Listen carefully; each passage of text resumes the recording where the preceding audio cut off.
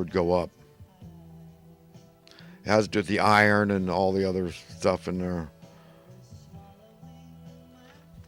But, the 79 to 81 range suits me just fine.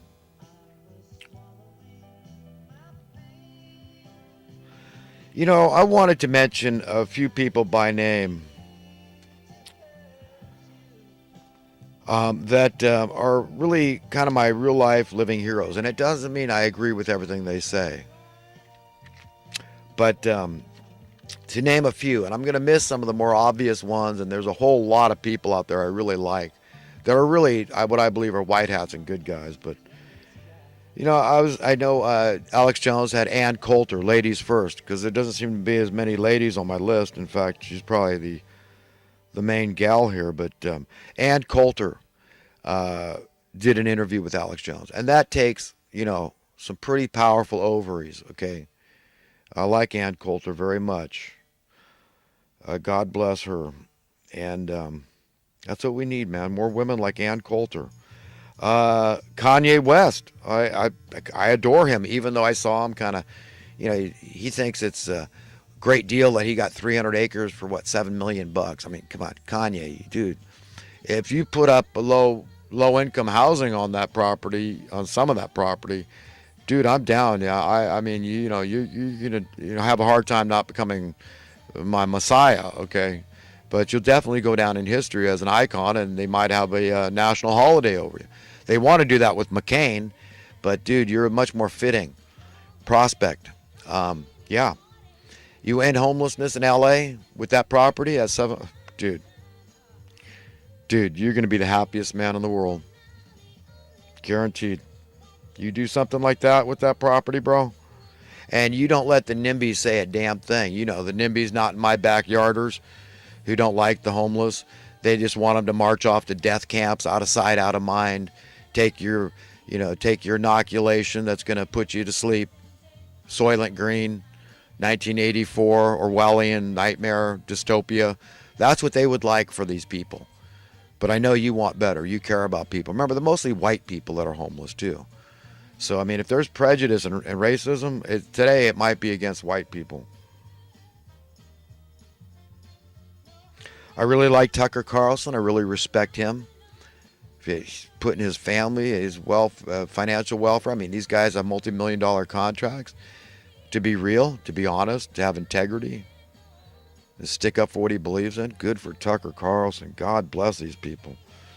We got Ben Garrison. The cartoonist. We got Roger Stone. We got Donald Trump. We got Mike Adams, the health ranger. We got Scott Adams of Dilbert.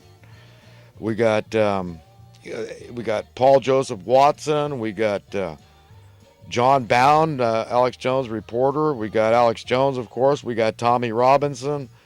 We're all Tommy Robinson now. And many others, like I said, that I haven't mentioned. And please don't take any offense, but I like a lot of people. I have a lot of regard and respect for a lot of people. I just mentioned a few of them.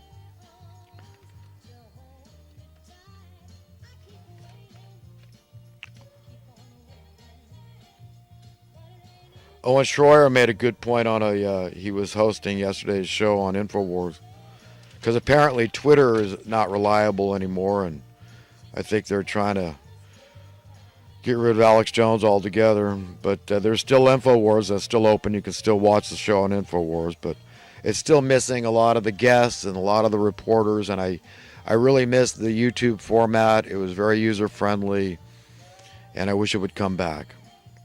But because he can't do the amount of videos that YouTube did for him. Every day he was putting out 15 or 20 videos on YouTube. But Owen Schroyer made the point about, about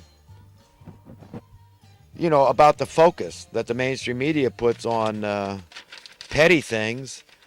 And they say these big things like, teaching these children how to be mass school murderers. You don't pay any attention to that. Yeah.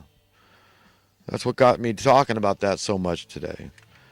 But folks, look, if you're like me and you want to be happy, understand that at the top of that list of the components necessary to be happy is freedom. And until we're free, and that has to be absolute freedom, complete, total freedom, universal freedom. You got to fight for universal. We have to fight as individuals, but we have to care about the least of men, because Jesus said that's him. He said he's the Son of Man, he's the Son of God, and he's the least of men.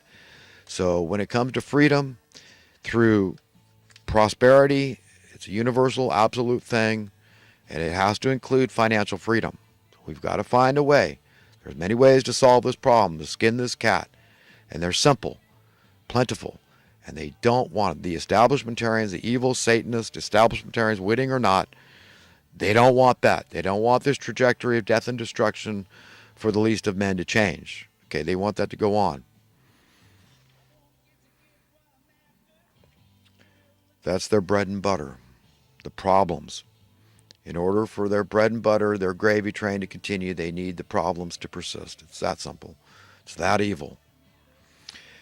An example, I'm going to read some thoughts from the past couple of weeks. An example of profound stupidity, of sheer confusion and ignorance, is consider the conflicting philosophical points we hear made. On one hand, adversity makes men, but prosperity makes monsters. Of course, that was Victor Hugo.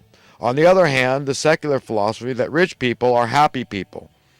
And that, of course, everybody wants to spoil their children. Nobody wants their children to go and want, right? So you want to seek worldly wealth. So what's the point? Well, you tell me. Okay, the latter type rule the reality of the former type. Therefore, our paradox must be equally free from birth. Nothing short, right? You see, Victor Hugo's point wouldn't matter if we're all born wealthy. It would there'd be no distinction. If everybody's rich, it's not like you could impose hardship on yourself just so you knew the plight of the downtrodden, the oppressed, the poor. You wouldn't need to do it, because that's Victor Hugo's point. You know why this is so. That those born with a trust fund with a silver spoon in their mouth, they're out of touch. They really don't know reality. They don't know the reality of the downtrodden.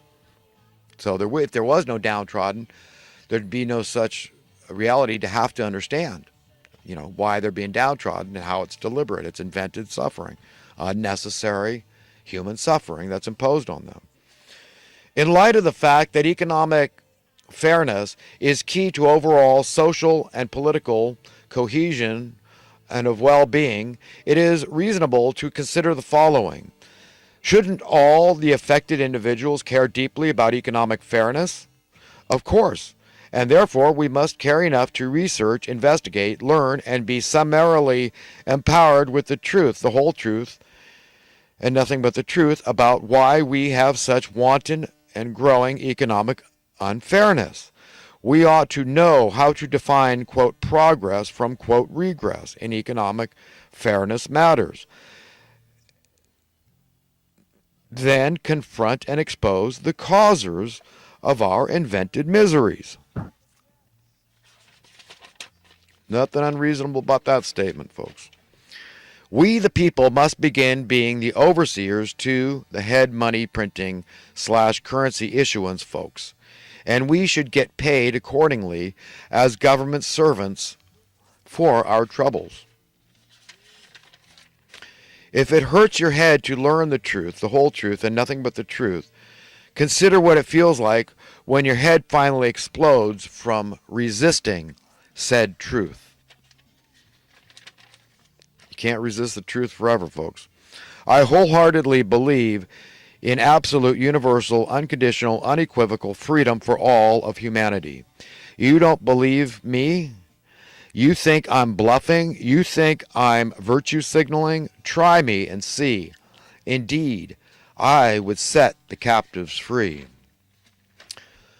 Though we have the power of decision in deciding that no person is our enemy, quote, whoever we perceive that to be is our reality, we cannot decide for others that we are not their perceived enemy. Please don't waste your life waiting for someone else to put their foot down regarding the criminal theft by the bankster class. You put your foot down. Right now, the status quo established economic system in America is purportedly capitalism. but the fruits of this system are rotten and do not resemble any form of real true capitalism I have ever come to know. Citations: 1. Free market is one aspect